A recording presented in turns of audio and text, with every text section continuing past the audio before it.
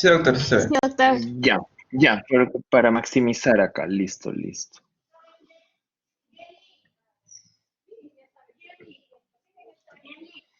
Muy bien, ya. Bien, entonces, buenas tardes. Soy César Gamarra.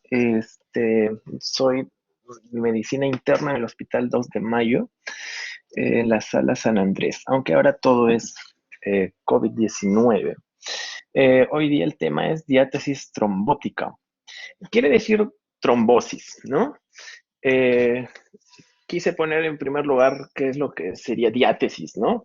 Que es la predisposición a contraer una determinada enfermedad. Entonces, una diátesis trombótica sería cuando existe predisposición a hacer trombosis. Las trombosis más relevantes que conocemos y la más común es la trombosis venosa profunda y el tromboembolismo pulmonar, que ese sí tiene mucho mayor riesgo en los pacientes que la presentan. Vamos a ver primero un caso clínico muy breve, de solo una diapositiva, de una paciente mujer de 55 años, bibliotecaria, como antecedentes, diabetes controlada hace 10 años, usa dieta y metformina. En los hábitos nocivos, tabaquismo, con 10 pack year, y tiene un índice de masa corporal de 31 kilogramos por metro cuadrado. Y en el relato refiere haber estado varada en Frankfurt y consigue vuelo humanitario directo a Lima. Llegó hace una semana y posterior a su llegada nota aumento de volumen progresivo de miembro inferior derecho. Acude refiriendo dolor y dificultad para la marcha. En la entrevista y el examen, lo que se observa y resalta son los miembros inferiores, la pierna derecha con un notorio aumento de volumen, se observa edema, incluso hay cierta diferencia en la coloración, ¿no? Si es que ustedes le palpan en el miembro inferior derecho, lo que verían es que podría quedar también fovea, ¿no? Que también lo llaman focetilla. Fíjense cómo en los pies, se ven más, este pie de acá se ve más hinchado que el izquierdo, y los dedos también. Acá miren cómo los bordecitos de los dedos están bien limitados y hay un espacio entre los dedos. En cambio aquí, el espacio entre los dedos ha disminuido, ¿no? Por la hinchazón que hay aquí en el pie. También el reborde del maleolo externo, miren, acá está bien delineado y acá pierde eso por la hinchazón, ¿no? Entonces hay una alteración ahí, un aumento de volumen en el miembro inferior derecho. Entonces, en ese paciente lo que se tendría que sospechar es que está presentando una trombosis venosa profunda en el miembro inferior derecho. Entonces vamos a ver qué es lo que hay que hacer en la clínica, al examen. También vamos a ver si es que hay algún examen adicional que hacer, auxiliar. Y tratamiento ya no corresponde, simplemente se mencionará.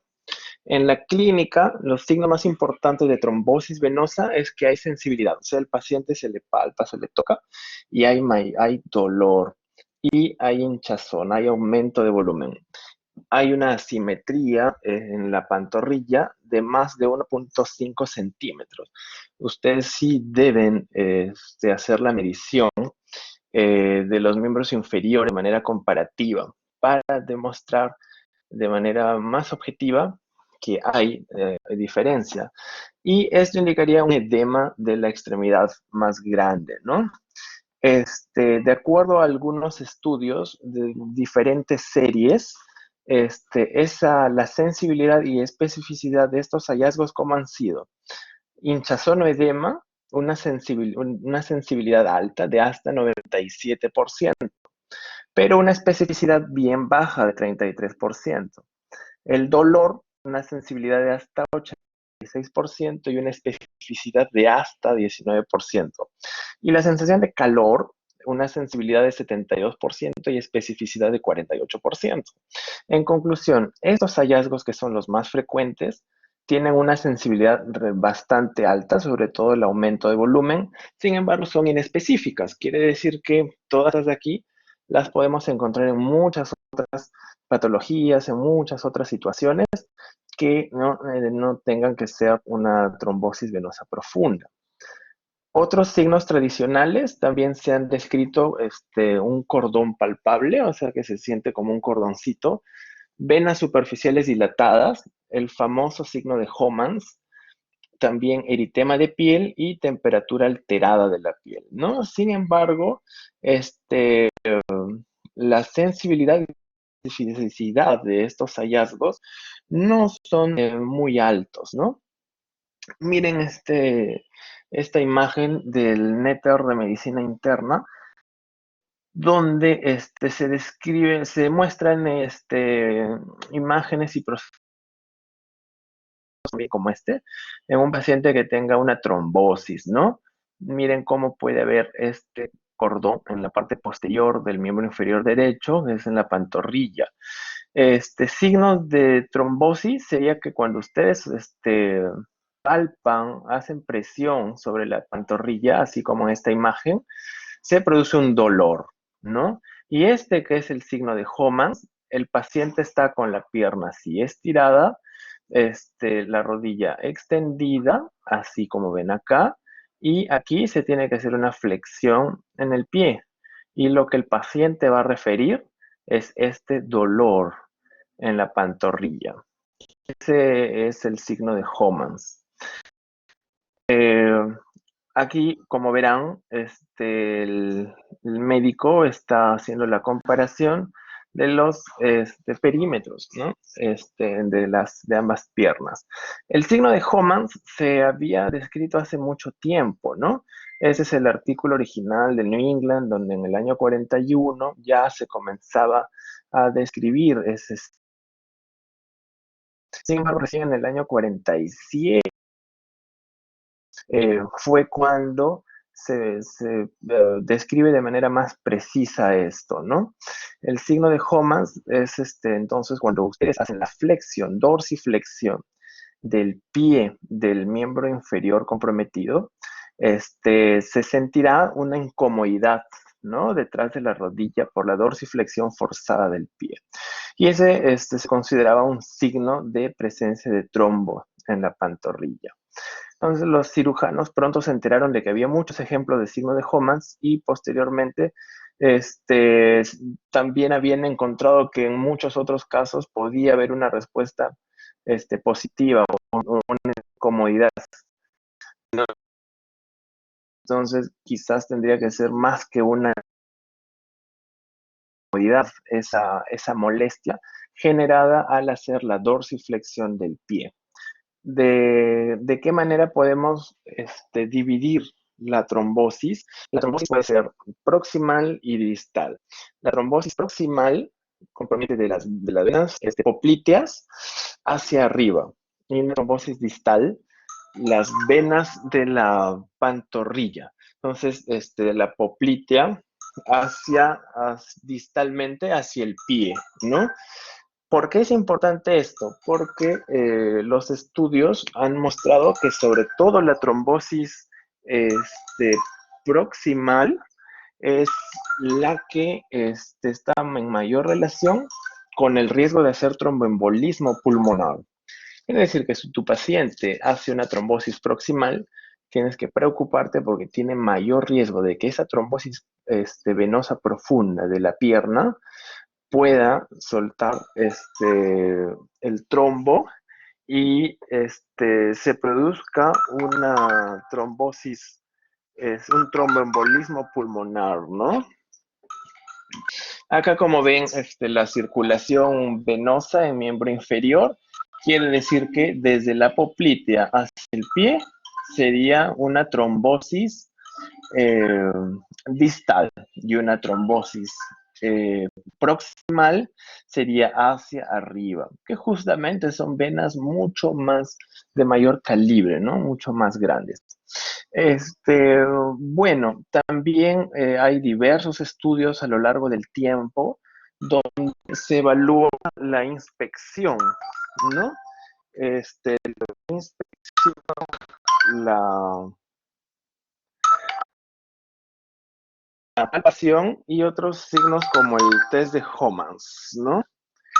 En la inspección, miren cómo tienen unas sensibilidades bajitas, ¿no? Salvo el aumento de volumen, como habíamos visto en una de las primeras diapositivas, ¿no? Eh, Mientras que otros hallazgos a la inspección tienen sensibilidades bastante bajas, ¿no? Por eso podríamos decir que la que tiene mayor sensibilidad es el aumento de volumen. Y a la palpación, también de acuerdo a diferentes series, es bien variable la sensibilidad, ¿no? Como el dolor que puede haber a la palpación o la sensación de un cordón, ¿no? Y el test de Homans, que tiene una sensibilidad y una especificidad, pues, que es bastante baja, ¿no? Miren cómo el test de Homans muestra, de acuerdo a algunos estudios, 10% de sensibilidad y a 50% de sensibilidad, pero con una especificidad sí un poquito más representativa, ¿no? En algunas series de 39%, otras 89%, dependiendo de la metodología que hayan empleado. Entonces, ¿qué hallazgos aumentan la probabilidad de que ustedes estén ante una trombosis venosa profunda? La que más me acerca a pensar en una trombosis venosa profunda sería que haya simetría de las pantorrillas, ¿no? Sobre todo con una diferencia superior a 2 centímetros. También la observación de venas superficiales pequeñas, el aumento de toda la pierna y también, pero en menor medida, que haya diferencia en las temperaturas de las piernas, ¿no? Usualmente está un poquito más tibia en la pierna con trombosis, ¿no? En cambio, cuando ustedes están ante un caso que sospechen trombosis, pero no encuentran la asimetría de pantorrillas, lo que se muestra acá en el lado izquierdo, eso más bien aleja la posibilidad de que sea una trombosis, ¿no? Entonces acá a la observación que se ve, aumento de volumen, si ustedes miden deberá haber una diferencia en los perímetros, ¿no? Este, También impresionar acá que hay un poco más de brillantes, aunque quizás podría ser este efecto de la luz en este caso. Entonces, ¿por qué ocurre la trombosis? Y se explica por la triada de Virchow. Hay algún componente de esos tres elementos que va a favorecer que la sangre forme un trombo, ¿no? La triada de Virchow está en relación a un factor es la hipercoagulabilidad, otro es la estasis y el otro es la lesión del endotelio. Tiene que haber al menos una alteración en esa triada para que pueda aparecer una trombosis. Por ejemplo, en la hipercoagulabilidad, supongamos que el paciente tenga alguna enfermedad que altera la coagulación, alguna enfermedad hematológica o alguna enfermedad tipo el síndrome antifosfolipídico, que es una enfermedad reumatológica que lo que hace es favorecer las trombosis debido a unos anticuerpos que están en la sangre del paciente, ¿no? Y en el caso del síndrome antifosfolipídico, la trombosis puede ser arterial o venosa. Imagínense ustedes a una paciente que tenga ya el diagnóstico de síndrome antifosfolipídico, puede ser que sea alguien joven, ya con ese diagnóstico y que de un momento a otro produzca una trombosis venosa profunda. O puede ser una paciente o un paciente que tenga una alteración, por ejemplo, un déficit de proteína C, un déficit de proteína S, y eso podría desencadenar una trombosis venosa profunda, ¿no? Otro factor es la estasis. Entonces, acá, por ejemplo, estarán aquellas situaciones como los pacientes que están postrados, los pacientes que no se mueven, o la señora del caso clínico pequeño que les puse al inicio, en el que es una señora que ha tenido que hacer un viaje como de 12, 13 horas, y ha estado sentada en un espacio pequeño. Entonces, eso hace que haya estasis, y eso es un factor de riesgo para hacer trombosis. Lo otro sería una lesión endotelial. Imagínense ustedes, no solo las trombosis venosas, no solamente son en miembros inferiores, también puede ser en miembros inferiores. Por ejemplo, puede ser una trombosis que provoca aumento de volumen del brazo y del antebrazo derecho, imaginémonos, ¿no? Entonces, ustedes imagínense un paciente que está en UCI y le ponen un catéter por el cuello. Ese catéter es un dispositivo, es una cosa extraña. Y la presencia de esa cosa extraña podría provocar una lesión endotelial, justamente porque ese catéter entra en la vena. La presencia de ese catéter podría ser un factor de riesgo para que se genere una trombosis, una vena, en este caso, en el miembro superior. Y esto afectaría este componente del triángulo, la lesión endotelial. Cuando usted es un paciente en el que sospechan trombosis venosa profunda, tiene que estudiar cuál de estos componentes es el que está alterado para definir la causa. Cuando ustedes ven a un paciente con trombosis, esa es la consecuencia. Hay que ver cuál ha sido la causa. Si esa de repente va a necesitar tratamiento a muy largo tiempo, tratamiento crónico o tratamiento de por vida incluso. Bueno, no en todos los casos ustedes van a poder llegar a determinar la causa. De acuerdo a esta referencia, se podría identificar un factor de riesgo de trombosis en el 80% de los pacientes, ¿no? En ciertos casos hay más de un factor de riesgo, ¿no? Otro factor pueden ser también trombofilias, o sea, enfermedades que alteran la coagulación en la sangre del paciente, y algunas de esas pueden ser heredadas también. Imagínense cómo dice que incluso en un 50% encontraron que podría haber 3 o más factores de riesgo de manera simultánea que estaban favoreciendo la aparición de la trombosis, ¿no? El nombre es trombosis venosa profunda. También hay trombosis venosa superficial, pero ese es un trastorno menos grave, ¿no? La trombosis venosa profunda es la que más preocupa porque usualmente está asociada a algunas enfermedades como trombofilias, y también las trombosis venosas profundas son las que sobre todo tienen el riesgo de embolia pulmonar, y el tromboembolismo pulmonar puede llevar a la muerte. Hay estados hipercoagulables hereditarios, entonces lo que les mencionaba, ¿no? Por ejemplo, una mutación del factor 5 de Leiden, o una mutación del gen de la protrombina, o deficiencias de proteína C, S, antitrombina. Estos no se encuentran con mucha frecuencia, ¿no? Son causas bastante raras. Miren cómo estos estudios, este es un estudio en España, 12% encontraron déficits de estas proteínas C, S, antitrombina, ¿no? Este estudio holandés encontraron 8% en los que tenía alguna de esas deficiencias, ¿no? Muchos pacientes con un episodio de embolismo venoso tienen más de un factor de riesgo adquirido de trombosis, ¿no?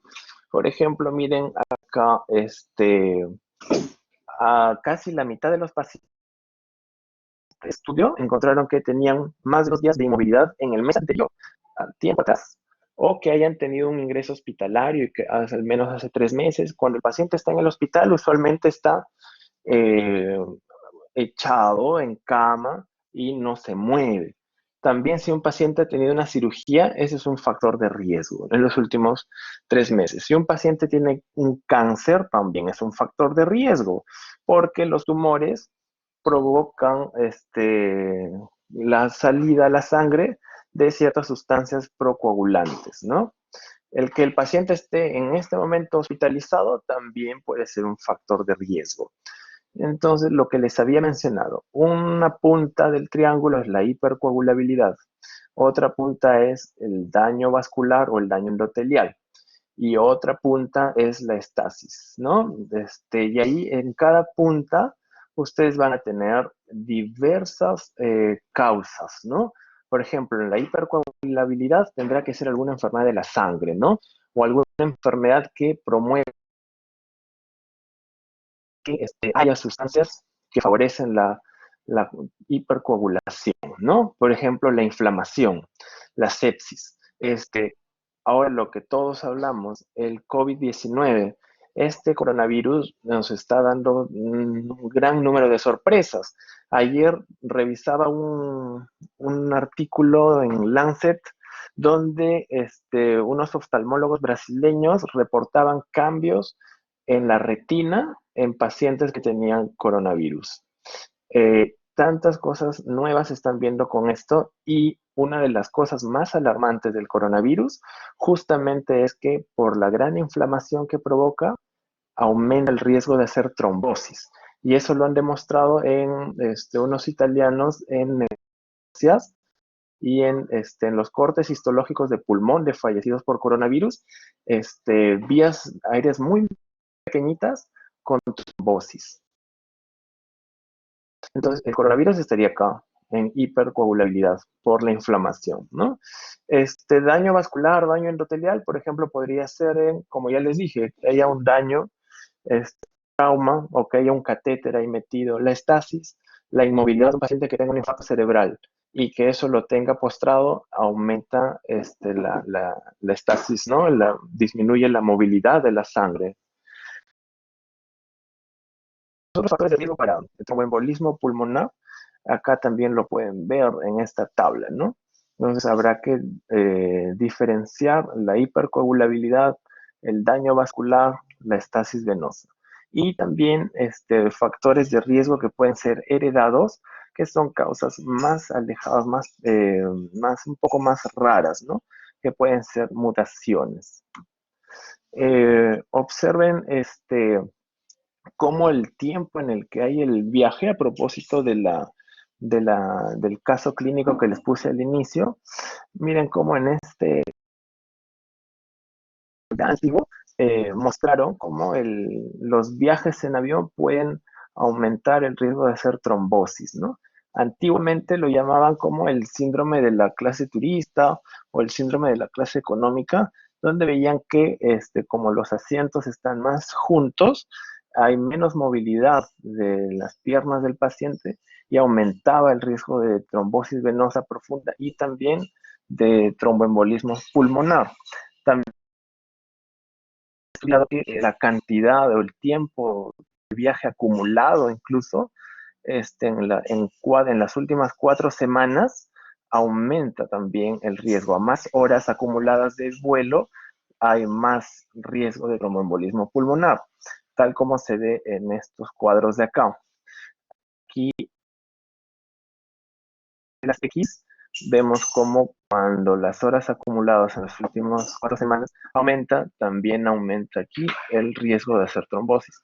Y obviamente esto es aún mayor si es que hay otros factores adicionales, ¿no? Y también es mayor si es que el paciente tiene sobrepeso o obesidad. La distancia en kilómetros también han visto que aumenta el tromboembolismo pulmonar. Como ven aquí, la incidencia por millón en estos pacientes que hicieron vuelos de más de 10.000 kilómetros. Comparado con esto, miren que es casi nada en los que volaron 2.500 kilómetros a menos de 5.000 kilómetros. Incluso han visto que en el invierno hay más chance, era más frecuente los tromboembolismos, ¿no? Bueno, esta es una imagen donde vemos cómo el trombo está ahí obstruyendo la luz de la vena, ¿no? Entonces, hay que tener nuevamente muy en claro, los síntomas clínicos no son específicos para la trombosis y esto dificulta el diagnóstico. Entonces, estamos llevando un curso de semiología.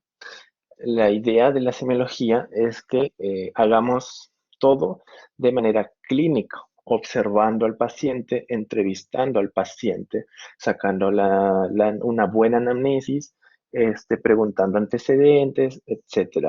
Sin embargo, la trombosis venosa es una entidad, es un cuadro clínico en el que los hallazgos que podamos encontrar a través de la semiología son con una sensibilidad y una especificidad no tan altas, por lo que es una entidad en la que necesitaremos hacer estudios adicionales, ¿no? Estudios complementarios a lo que podemos encontrar semiológicamente, ¿no? Pero a lo que hay que recalcar es síntomas, hinchazón, dolor, enrojecimiento, esa sensibilidad en las piernas, ¿no? ¿Qué? El dímero es algo auxiliar que a ustedes va a ayudar cuando se trata de estudiar a un paciente que posiblemente tenga una trombosis venosa. El dímero D es un producto de degradación de la fibrina.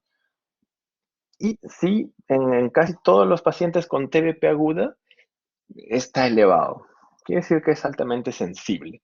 Sin embargo, no es muy específico porque ustedes pueden encontrar elevación del dímero D en una serie de otras, patologías. Por ejemplo, un paciente que tenga un cáncer, un paciente que esté escéptico, un paciente a quien le hayan operado, una embarazada, una persona que tenga una enfermedad renal, puede estar elevada el dímero D. Quiere decir que, por ejemplo, si ustedes tienen un paciente con cáncer y sospechan, le ven la pierna que está más grande y creen que es una trombosis venosa profunda, si ustedes le piden el dímero D, probablemente salga positivo, pero no van a poder ustedes saber, ¿será por la trombosis o será por el cáncer? En ese caso, quizás no les ayude mucho el dímero D, ¿no? Sin embargo, el dímero D tiene una gran utilidad por su valor predictivo negativo. Quiere decir que si en un paciente ustedes encuentran el dímero D negativo, es casi seguro que eso no es una trombosis. Miren cuántas situaciones pueden aumentar. Ahora en COVID-19 también se encuentra elevación y basados en ese valor se puede decidir el uso de anticoagulación en los pacientes, ¿no? Entonces, el dímero D se puede elevar sobre todo en enfermedades que estén descompensadas, por ejemplo, una falla cardíaca descompensada, o un paciente que hace un infarto del corazón, o un paciente que hace un infarto cerebral o un stroke, o un paciente que esté fibrilando. Obviamente, en las trombosis venosas. También una cosa muy peligrosa como es la coagulación intravascular diseminada. En el embarazo también, ¿no? En el cáncer, en la enfermedad renal o en el síndrome nefrótico también podrán encontrar elevación del dímero D. Entonces, ¿qué hacemos para el diagnóstico?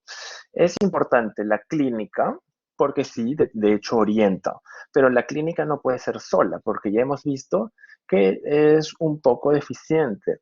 Entonces, habrá que hacer uso de la clínica, la evaluación de la probabilidad y los exámenes auxiliares.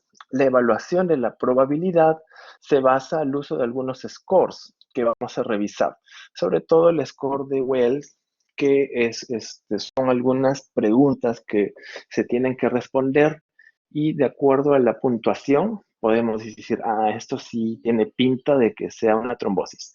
Y esto no, esto está alejado.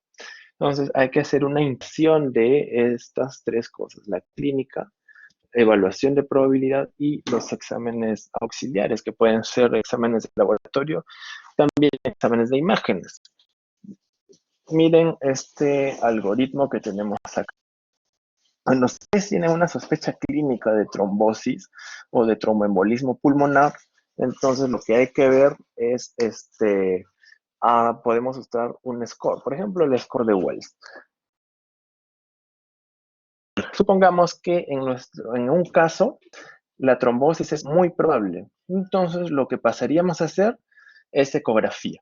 Pero si es que clínicamente y con el score de Wells no es tan, es medio dudoso, sería un dímero D.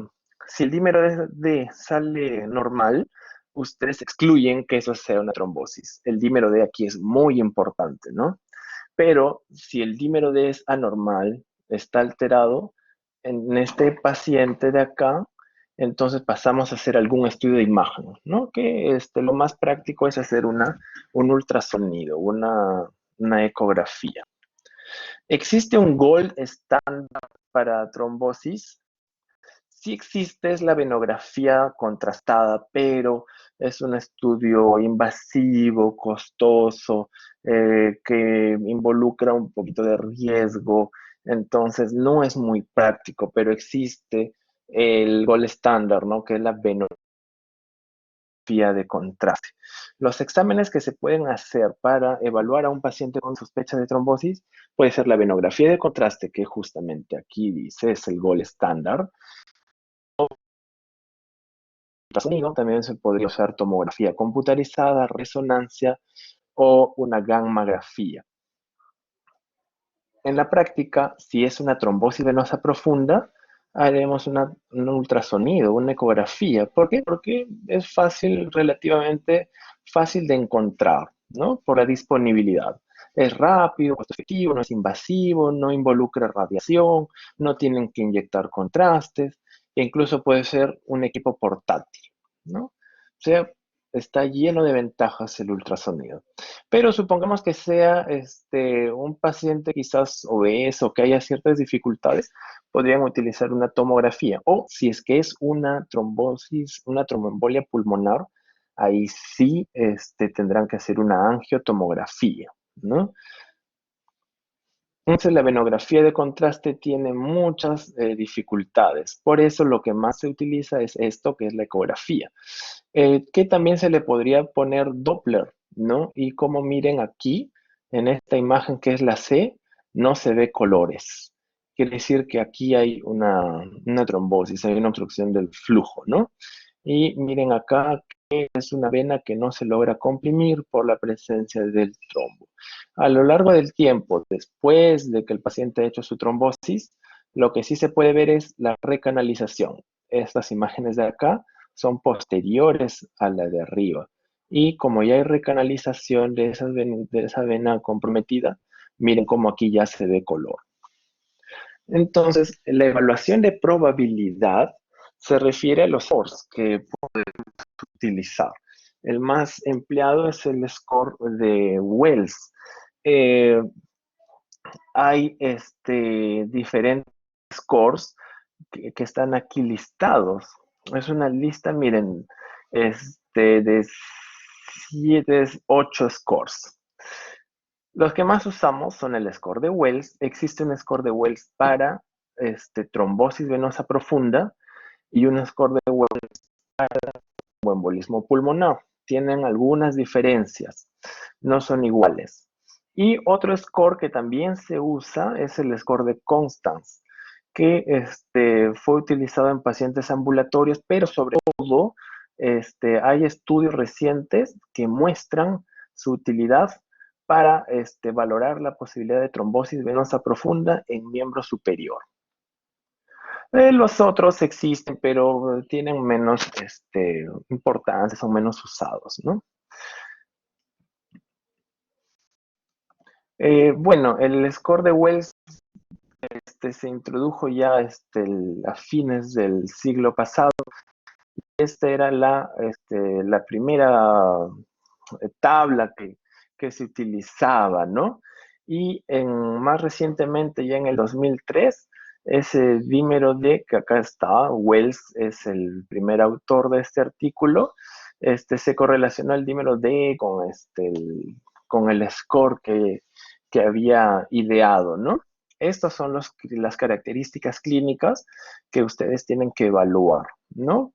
Cuando este score de Wells modificado tiene 2 puntos o más, esto es una alta probabilidad de que estén ante una trombosis venosa, ¿no?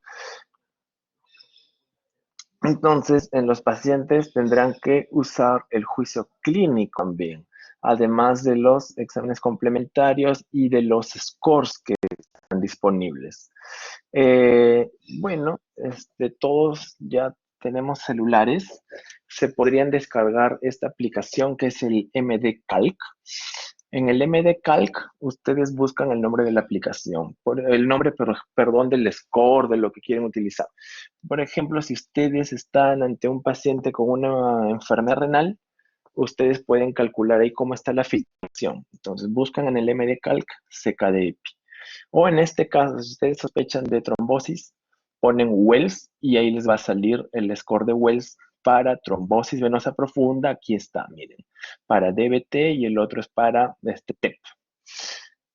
El score de Wells es el score de Wells clásico, digamos, que es donde se hacía una interpretación de la puntuación, separando en alta probabilidad, probabilidad moderada y probabilidad baja, de acuerdo a los puntos que ustedes obtenían de las preguntas. Y el score de Wells modificado es más simple, digamos, porque a partir de 2 puntos, ustedes ya dirán que eso es posible de que sea una trombosis venosa. ¿Qué criterios clínicos hay? O características clínicas. Miren, ustedes verán, el paciente tiene cáncer en los últimos 6 meses o ha tenido un tratamiento paliativo, el paciente ha estado postrado más de 3 días o recientemente lo han operado. Ustedes están viendo un aumento del volumen de la pantorrilla de más de 3 centímetros, están viendo circulación colateral de venitas, están viendo que toda la pierna está hinchada, hay dolor, hay edema, el paciente tiene una paresia o una PIA, una parálisis. El paciente anteriormente ya ha tenido TBP, trombosis venosa profunda, y la otra que más bien resta puntos es, ¿existe algún diagnóstico más probable que la TBP en tu paciente? Entonces, si fuera así, le resta puntos, ¿no? Quiere decir que siempre tendrá que haber un juicio clínico, ¿no? Bueno, esto es lo del score de Wells. El Wells, como les decía, inicialmente lo dividían así, en 3. Baja probabilidad, moderada probabilidad y alta probabilidad. La alta probabilidad, que antiguamente era 3 puntos o más, tenía una sensibilidad de hasta 87%, ¿no? Esto depende de los estudios. Y este es el score de Wells para tromboembolismo pulmonar. Y aquí ustedes suman los puntos y será alta probabilidad si es más de 6 puntos. Moderada si es de 2 a 6 y baja probabilidad menos de 2 puntos.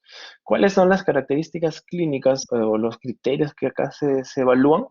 Que haya clínica de trombosis venosa profunda, porque la trombosis venosa profunda es el factor de riesgo para hacer un TEP.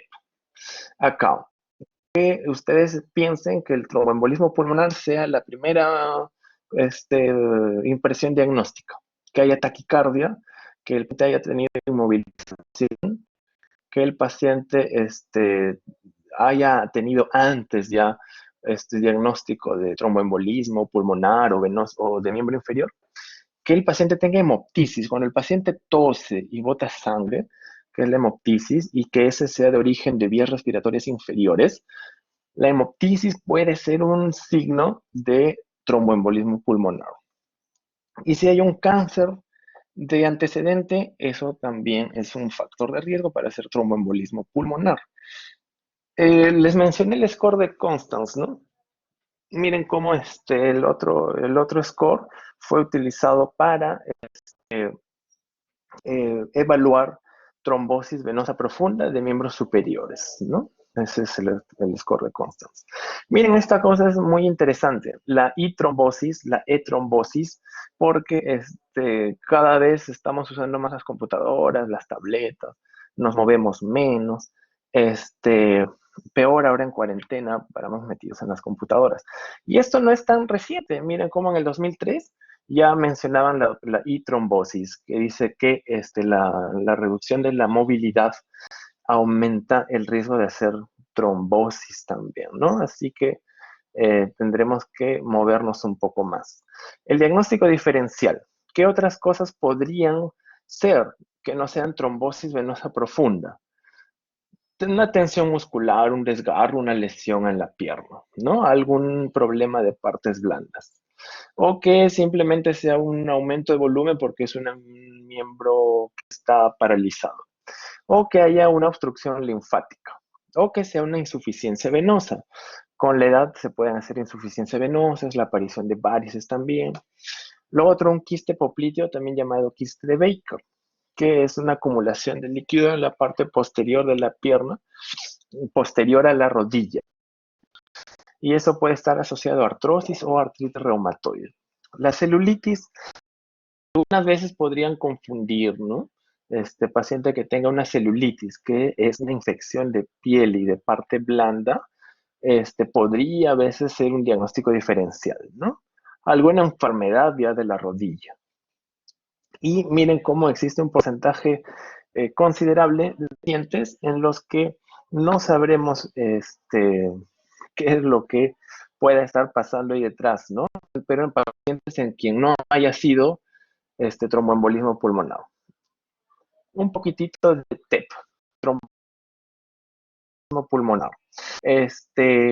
¿Cómo es la clínica? Suele ser un paciente que llega con taquipnea, con taquicardia, con dificultad para respirar, o sea, hay disnea. Algunos pacientes pueden hacer un síncope, o sea, se desmayan por un cese transitorio de la circulación cerebral. Entonces el paciente pierde el conocimiento y al rato se despierta como si nada hubiera pasado. Una causa de síncope es el TEP. Hay casos clásicos de acá en el 2 de mayo, como está cerquita, es cercado de Lima y está cerca de La Victoria, y en La Victoria hay un montón de agencias de transportes, de buses interprovinciales. Hace unos meses en una guardia en Tópico llegó una señora que recién llegaba a la agencia de viajes, de un viaje como de 16 horas, una cosa así, de la selva. Y la señora llegó con taquicardia y taquipnea y ella dijo que se cansaba, justo ya llegando acá a Lima, ¿no? Y la saturación sí estaba medio baja, estaba en 92%, que no es una saturación normal, ya eso está reduciendo su saturación. Y sí, se terminó demostrando que era un tromboembolismo pulmonar en ese paciente.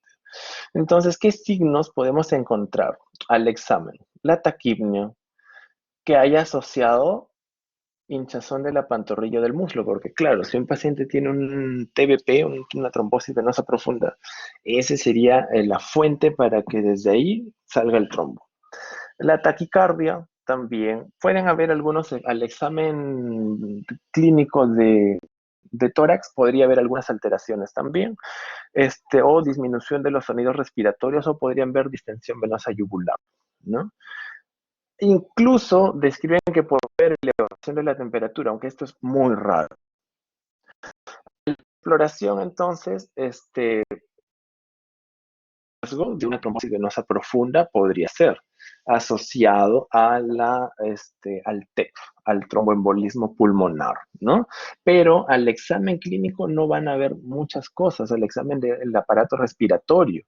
Lo que sí podrán notar es la taquicardia y la taquipnea que ya han sido mencionadas, ¿no? El TEP es importante que se hospitalice, ¿no? Estos requiere manejo con anticoagulación. En ambos casos, tanto en la trombosis venosa profunda como en la trombosis, el tromboembolismo pulmonar, el manejo tendrá que ser con anticoagulación. medicamentos que hagan que la sangre se vuelva más líquida, ¿no? Eh, el tiempo durante el cual van a necesitar la anticoagulación dependerá de la causa, dependerá de qué es lo que ha favorecido que aparezca el tromboembolismo pulmonar, ¿no? O la trombosis venosa profunda. Una en general, los pacientes requieren unos 3 meses de anticoagulación, ¿no? Complicaciones, las complicaciones de la trombosis venosa profunda puede ser el síndrome postrombótico. Otra complicación puede ser una ulceración venosa y también la embolia pulmonar. O sea, el TEP puede ser consecuencia de que previamente hubo una TBP, una trombosis venosa profunda, ¿no? En ciertos casos incluso puede llevar a la muerte, sobre todo si es que ha aparecido pues ya un TEP, ¿no? El síndrome postrombótico, ¿qué es? El paciente, por ejemplo, lo hospitalizan, trombosis de la pierna, lo tienen, lo estudian, buscan la causa, le piden exámenes para descartar que de repente tenga deficiencia de proteína C, de S, alguna de esas cosas, y ya, después le das de alta.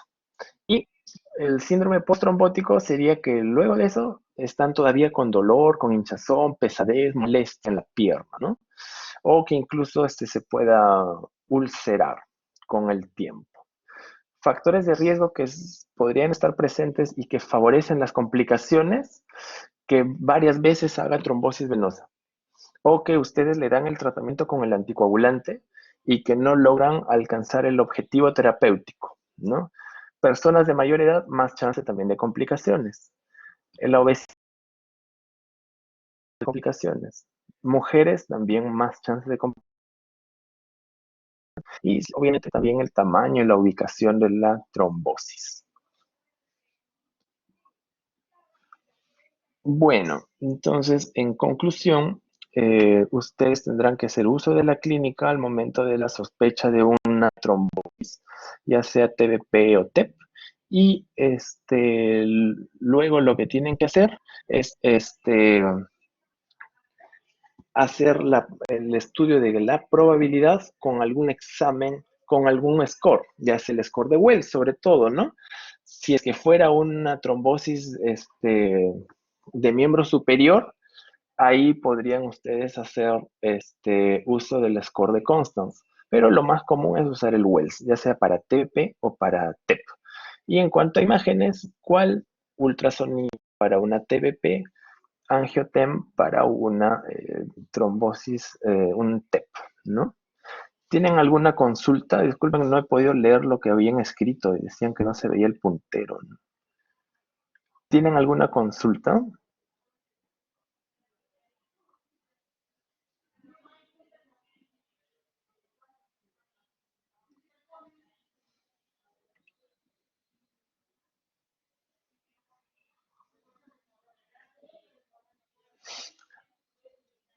Bueno, muy bien. Entonces, eso ha sido toda la charla de trombosis. En cardio hay una charla, pero ahí ya va orientado más a trombosis arterial. Aunque según el sílabo también incluye un poquito de trombosis venosa, ¿no? Pero como es cardio, probablemente esté más orientado a trombosis arterial, la que sea en la tercera unidad, que es cardio. Muy bien, si no hay preguntas, eso sería todo por esta charla. Muchas gracias por su atención y nos estamos viendo.